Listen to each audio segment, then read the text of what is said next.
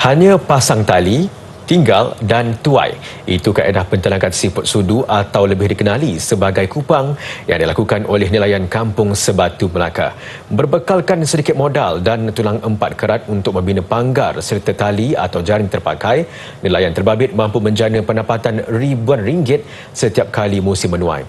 Ikuti kisahnya dalam segmen Bijak Tani minggu ini.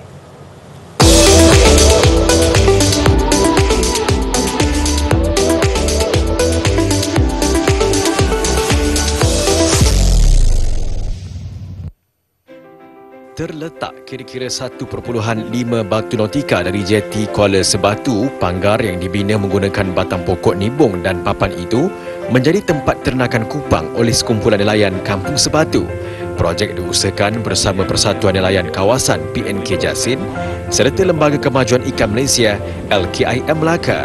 Menerusi usaha sama itu, nelayan terbabit tidak lagi bergantung kepada hasil tangkapan ikan semata-mata. Sebaliknya, menggunakan hasil jualan kupang bagi menambah pendapatan. Selepas 8 bulan memasang ratusan tali pada palang gelegar, inilah masanya untuk mereka memungut hasil. Tali-tali itu yang asalnya sebesar jari menjadi besar dan berat apabila ratusan kupang saling melekat.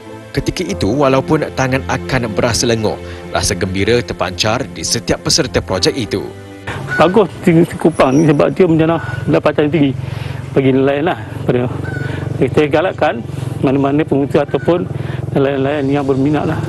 Dijual dengan harga RM8 sekilogram bagi kupang dewasa. Ditambah dengan hasil jualan benih kupang, Saleh mampu memperoleh sekurang-kurangnya RM5,000 pada setiap kali musim menuai. Projek ternakan kupang di Kuala Sebatu itu membabitkan kawasan seluas 8.1 hektar. Bermula dengan 3 panggar.